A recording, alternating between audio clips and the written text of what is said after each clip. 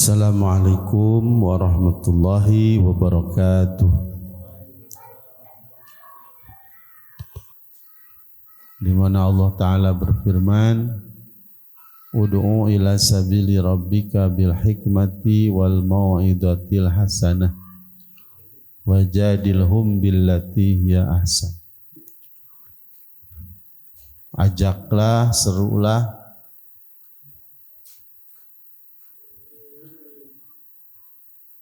ke jalan Allah,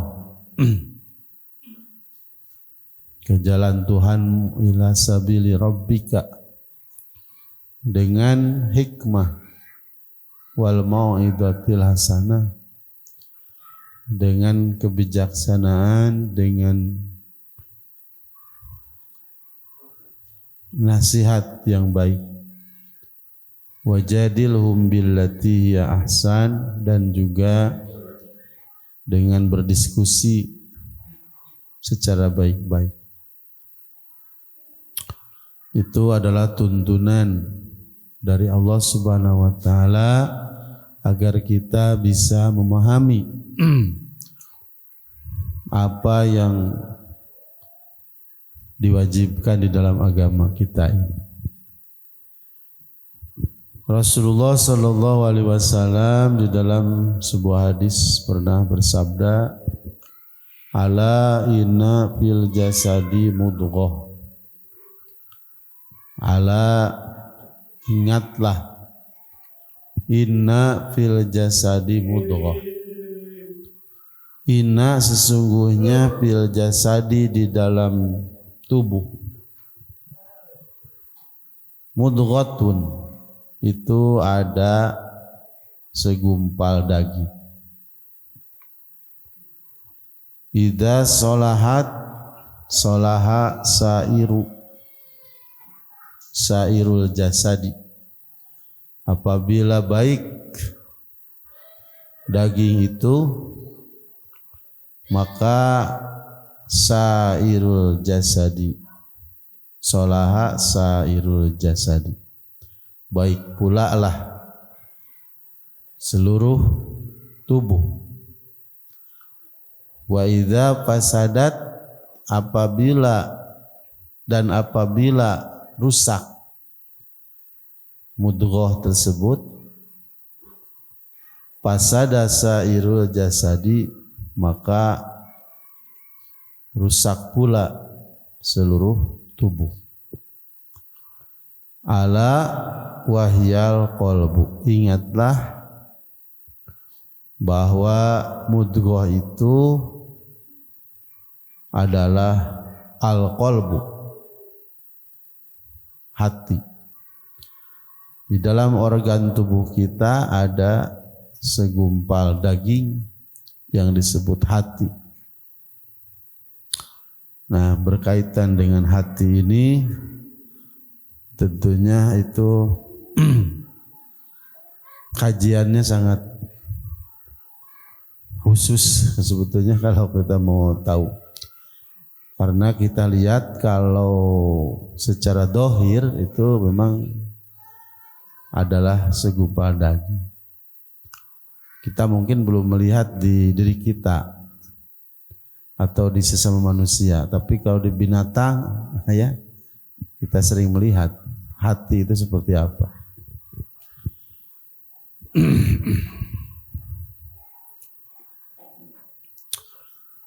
Nah, itu ternyata hati itu semacam komandan ya, bagi sikap perilaku kita. Jika hatinya baik, maka akan baik. Jika hatinya buruk, ya maka itu akan buruk. Jadi segala sesuatu itu di sanalah tempat ataupun sumber perintahnya dalam hati itu.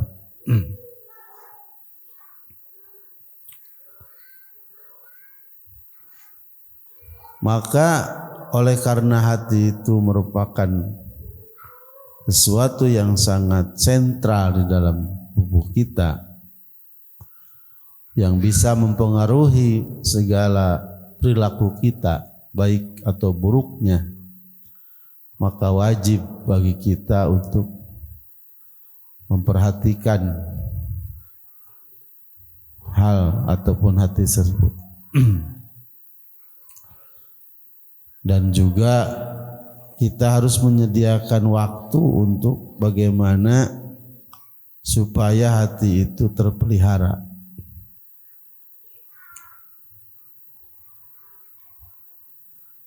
Karena hati itu punya sifat taqallub, artinya berubah-ubah.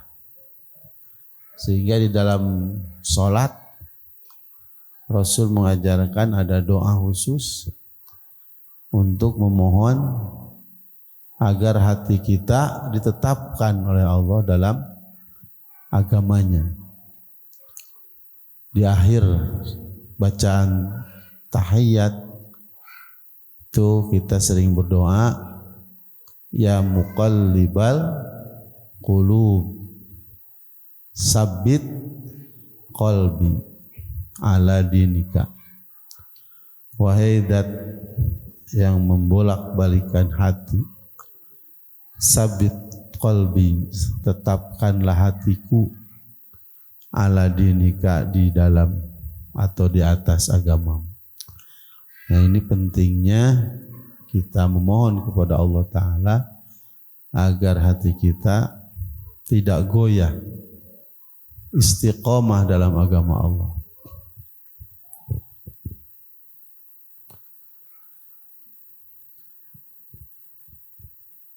Nah, itu sifat taqallub, ya.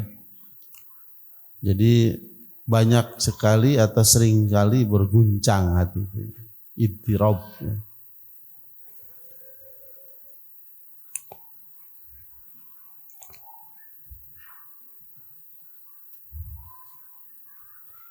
Sehingga doa tadi itu sesungguhnya adalah doa yang sering ataupun banyak diucapkan oleh Rasulullah Sallallahu Alaihi Wasallam. Katsiran ma yad'u ya muqallibal qulub sabbit qalbi ala dinik.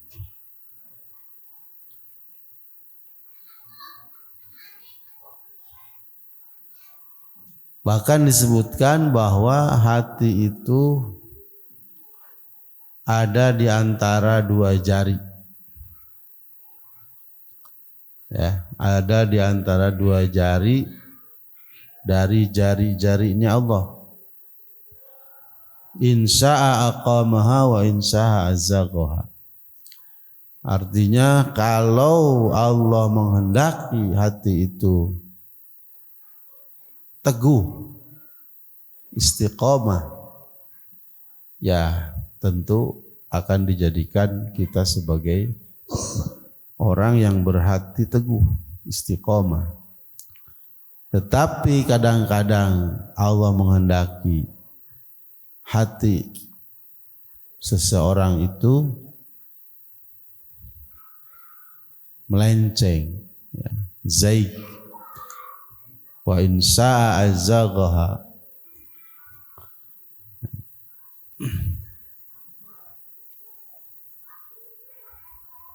Kadang-kadang Allah teguhkan, ya. Jika menghendaki Allah teguhkan, dan jika menghendaki juga Allah akan memalingkan hati kita.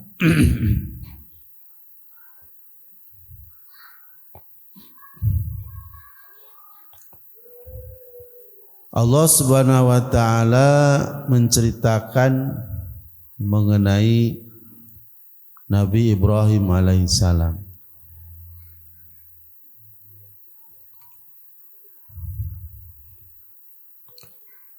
Di dalam Al-Quran disebutkan wala tuhzini yauma yub'atsun yauma la yanfa'u malu wala banun illa man atallaha biqalbin salim. Ada hati yang disebut dengan hati yang salim, hati yang selamat. Ada hati yang disebut dengan qalbun marid, hati yang sakit. Fi qulubihim maradun. Di dalam hati mereka itu ada penyakit. Bahkan ada hati yang disebut hati yang mati. Qalbun mayyitun. Hati yang mati. Nah, di sini di dalam Al-Qur'an ada disebut qalbun salim. Ya. Illa man atallaha biqalbin salim. Menceritakan tentang bagaimana kondisi pada hari kita dibangkitkan, pada hari kiamat. Ya. Yauma yub'atsun, hari dibangkitkan. Fase kehidupan kita setelah hidup ini adalah mati, kematian. Setelah mati kita berada di satu alam yang disebut dengan alam barzah. Barzah itu antara dunia dan akhirat. Maka akhirnya kita akan sampai kepada satu hari yang disebut dengan hari kiamat, dan kemudian pada hari itu semua manusia dibangkitkan. Pada hari itu la yanfa'u malu wala banun. Tidak akan ada manfaatnya harta benda maupun keturunan anak-anak. Harta benda kita tidak akan bisa membela, ya. Walaupun ada orang yang memiliki harta sepenuh bumi dan langit untuk menebus segala kesalahan dan dosa, itu tidak akan ada manfaatnya. Kecuali harta yang sudah diamalkan, digunakan, diinfakkan selama kita hidup di dunia ini.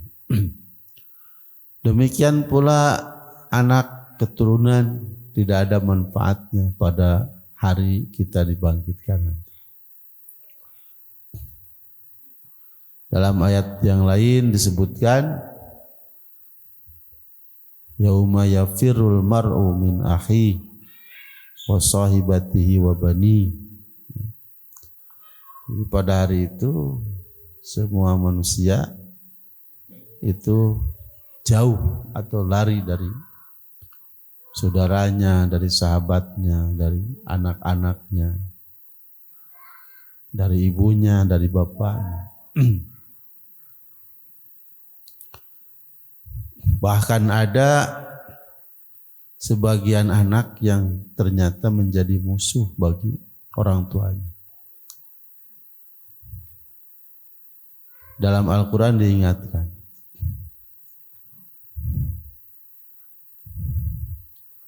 yaitu bahwa ada sebagian keturunan kita, anak kita yang kemudian nanti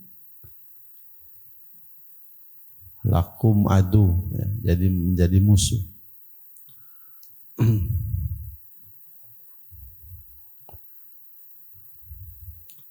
Nah, maka la yanfa'u malu wala banun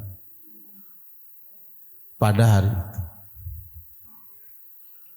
illa kecuali man seorang atallaha yang datang menghadap kepada Allah biqalbin salim, dengan hati yang selamat. Hati yang selamat itu tadi doanya, ya muqallibal qulub sabit qalbi ala dini. Kalau hati itu tetap dalam agama Allah, itu salah satunya adalah indikator hati yang selamat. Tidak bersifat miring, zaid atau melenceng.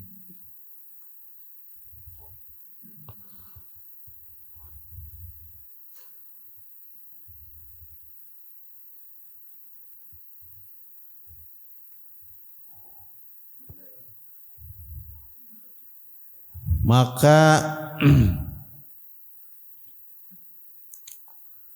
tentu saja semua orang yang paham dan mengerti akan berkeinginan untuk memiliki hati tersebut, hati yang selamat tersebut, ya, ketika dia menghadap ataupun dia kembali kepada Allah Subhanahu wa ta'ala. Bagaimana hati yang selamat itu? Yaitu terbebas atau selamat minas syirki. Pertama, bebas selamat dari sifat syirik, artinya menyekutukan Allah. Itu selamat. Tidak ada di hati kita selain Allah Subhanahu wa ta'ala. Terbebas dari syirik. Yang kedua, bebas dari nifak. Nah, itu selamat. Tidak ada walaupun sedikit sifat munafik dalam diri kita. Wal bid'ah,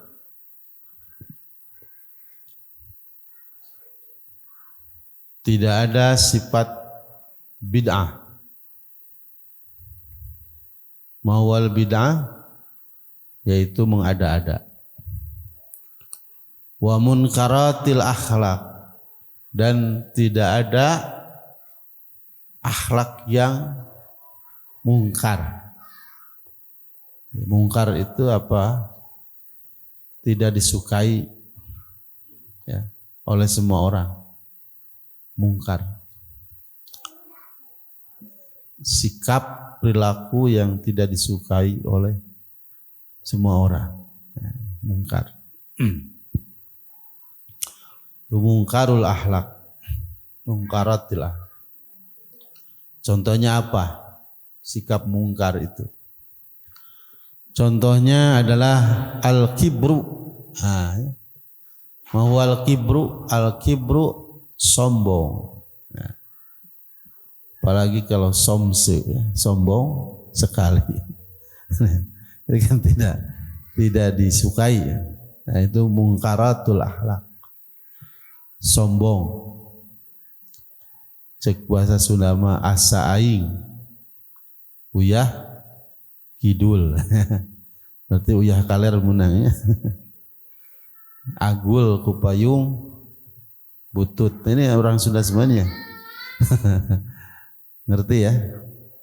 Agul kupayung butut sebenarnya asa aing uyah kidul. Sombong.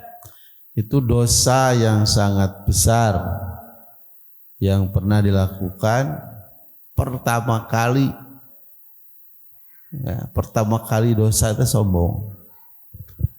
Saha iblis. Iblis disuruh sujud oleh Allah kepada Nabi Adam, menolak karena sombong. Sombong sekali. Ketika ditanya, iblis kunaon, kenapa kamu tidak mau bersujud kepada Adam? Bagaimana jawabnya? Ana khairu minhu, saya lebih baik daripada dia. Gitu ya. Jadi sombong itu salah satunya merasa diri lebih dari orang lain. Ananiyah, ya, jadi aku. Penyakit nanti aku. Saya. Kalau tidak ada saya, ya.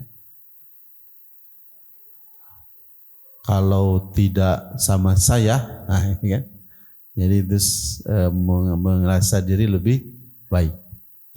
Kata iblis, ana khairu minhu. Itu iblis itu ngomong ke saha itu.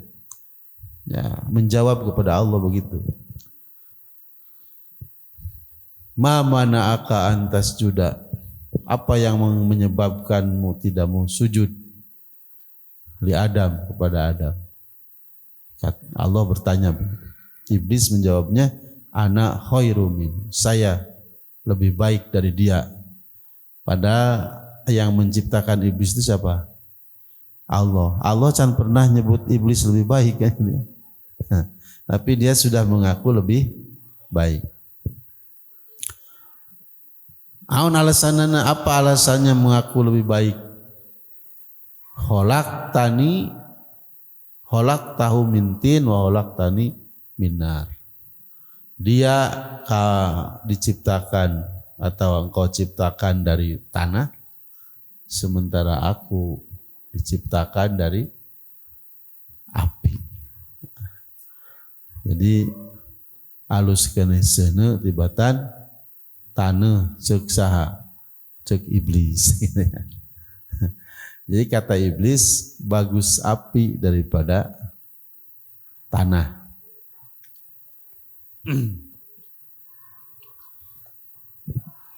Ya, padahal kebaikan api dan tanah itu berbeda ya. Sama-sama baik di kegunaannya masing-masing. Kan gitu ya. Kan gitu. Ya, api baik, tanah juga baik, tapi di masing-masing ranah. Maka sebetulnya tidak ada yang paling baik kecuali ego yang mengakuinya lebih baik. Nah itu namanya apa? Al-kibru, sombong. Nah, itu contoh dari akhlak yang mungkar ya, akhlak yang mungkar. Yang kedua apa contohnya ya, supaya banyak ya? Ar-riya. Nah, itu mungkaratul akhlak, ar-riya. Riya jeung sombong mah hampir deket teh. Ya, dekat gitu. Namun apa riya itu kan ingin dipuji orang. Ya. Sombong ingin diakui terbaik, ya itu kan hampir sarua itu. Dekat lah, beda-beda tipis. Ria, ingin dilihat orang, ingin dipuji orang, ingin diakui orang dan sebagainya. Kan gitu.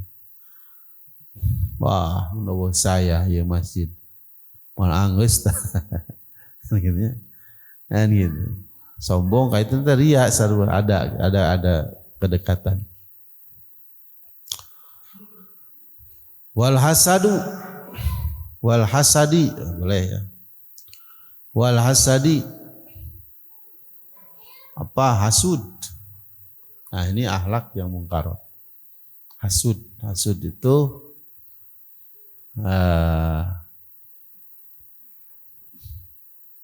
tidak senang melihat orang lain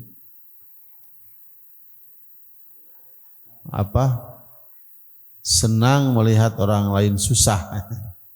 Susah melihat orang lain senang. Jadi itu hasud. SMS. Senang melihat orang lain susah. Susah melihat orang lain. Jadi kalau orang lain susah dia senang. Kalau orang lain senang dia susah. Nah, itu hasud namanya. Ya, itu namanya hasud. Jadi hatinya itu tidak ada kebaikan kepada orang lain. Seharusnya dia ikut bersyukur jika orang lain senang kan gitu ya. Dia ikut prihatin jika orang lain susah. Kan itu seharusnya yang diajarkan. Ada tahniah, ada takziah. Orang lain senang dia tahniah, ikut bergembira, ikut bersyukur. Orang lain susah dia takziah, ikut berduka cita, ikut memberikan dorongan kesabaran. Nah itu sebaiknya. Nah kalau orang hasud itu dibalik sebaliknya. Dia malah senang kalau melihat orang lain susah. Saya tanu maut, si anu sekedeng deui ge pamajikanana. Kan kalau gitunya. Sebentar lagi tuh istrinya kan. Anu kana ya ambulan saya tak. Ya anu gering.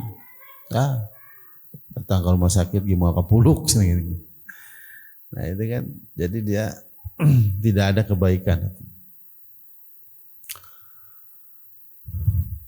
Hasud. Lalu apalagi? Wah banyak ya. Jadi and so on namanya dan lain-lain. Banyak sekali akhlak-akhlak yang munkarat ya, yang tidak disukai.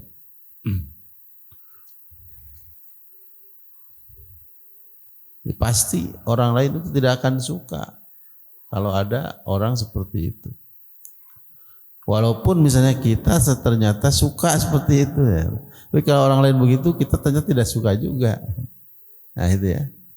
Itu munkaratul akhlak. Wal ghassu lil muslimin dan menipu ya kepada sesama muslim, nah, ini juga sama dan lain-lain. Maka seharusnya kita memohon perlindungan, pertolongan kepada Allah Subhanahu wa taala ya dari sifat-sifat itu.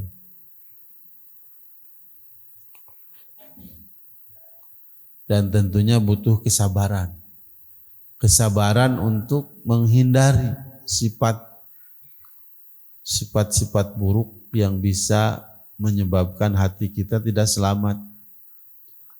Yang disebutkan tadi, syirik, syirku, an-nifaq, munafik, al-bid'ah, wa munkaratil akhlak. Mesti dengan sabar kita untuk menahan diri, menjauhi sifat-sifat tersebut. Ada satu doa yang supaya hati kita selamat selain tadi ya muqallibal qulubi tsabbit qalbi ala dinik. Juga ada doa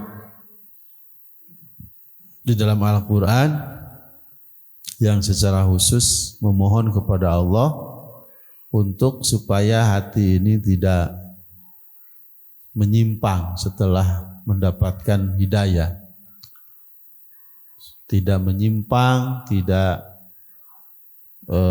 cenderung kepada kejelekan setelah Allah memberikan hidayah terhadap hati kita. Mana doanya? Sering kita baca. Yaitu Rabbana la tuzigh qulubana ba'da idh hadaitana wa hab lana min ladunka rahmah innaka antal wahhab. Itu doanya. Nah, itu kata Nabi jangan malas tuh doa itu sing seueur. Banyak-banyak berdoa itu. Kalau bisa setiap habis sholat baca doanya itu. Jangan dilewatkan. Jadi kita punya koleksi doa beberapa seperti yang dilakukan oleh para ulama dulu ya. Suka menyusun baik zikir sampai doanya ya, itu namanya rotib. Disusun, nah itu diamalkan setiap hari. Setiap habis sholat dibaca tidak kelewat. Di antaranya adalah Rabbana ya Tuhan kami la tuzigh qulubana, janganlah engkau palingkan hati-hati kami ba'da idh hadaitana, setelah engkau berikan petunjuk kepada kami. Tadi teh karena muqallib ya, bolak-balik hati teh sudah dapat petunjuk melenceng lagi. Nah itu jangan sampai kita begitu. Itu memohon kepada Allah Ta'ala. Ba'daid hadaitana, setelah engkau berikan petunjuk kepada kami. Wahab lana, dan berilah kami. Min ladunka, di sisimu. Apa? Rahmatan, kasih sayang. Kita mohon kepada Allah rahmat, kasih sayang. Sebab kalau Allah sudah kasih sayang pada siapapun, sudah, ya. Dalam hadis qudsi juga dikatakan, kalau Allah sudah cinta kepada seorang hamba, maka matanya, telinganya, tangannya, kakinya, sudah, itu sudah dari Allah semua. Artinya ada dalam bimbingan Allah Subhanahu wa ta'ala. Sampai dikatakan, aku jadi matanya, aku jadi telinganya, aku jadi tangannya, aku jadi kakinya. Itu menggambarkan bahwa Allah betul-betul mencintainya dan dekat kepada orang tersebut. Nah, ini doanya adalah dalam Al-Quran, ya. Silahkan carilah surat apa ini, ayat berapa. Di sini tidak ditunjukkan juga, saya belum nyari juga.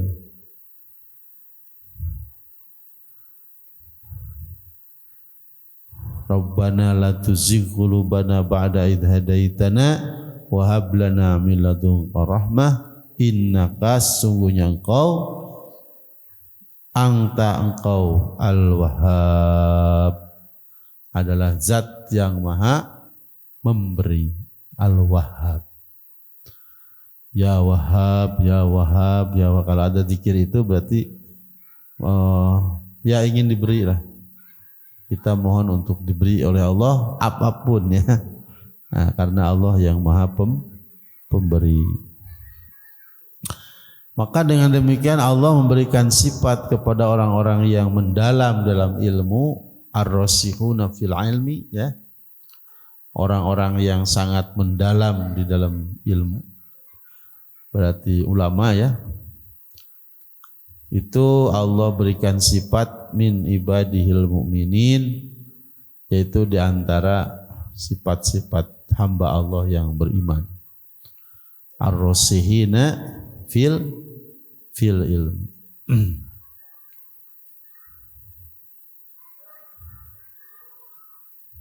Dengan demikian, jangan sampai hati kita itu adalah hati yang sebaliknya.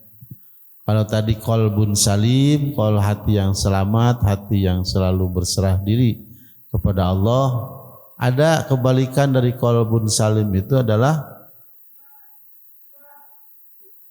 qalbun qaswah, ya. Hati yang keras, hati yang keras, gildul qalbi, ya. Keras hati, keras hati.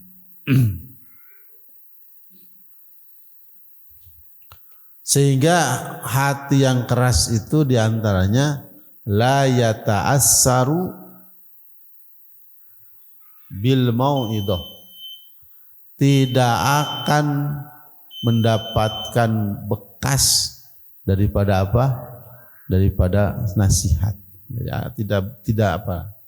Tidak mudah menerima nasihat. Nah, saya kira itu, ya. Jadi kita tunda dulu sampai sini karena sudah ada bunyi yang memberitahukan sebentar lagi adzan Isya. Jadi sampai kepada doa Rabbana la tuzigh qulubana ba'da idh hadaitana, terus wa hab lana min ladunka rahmatan innaka antal wahhab. Alhamdulillah, mudah-mudahan bermanfaat untuk kita semua. Wallahul muwaffiq ila aqwamit thariq. Wassalamualaikum warahmatullahi wabarakatuh.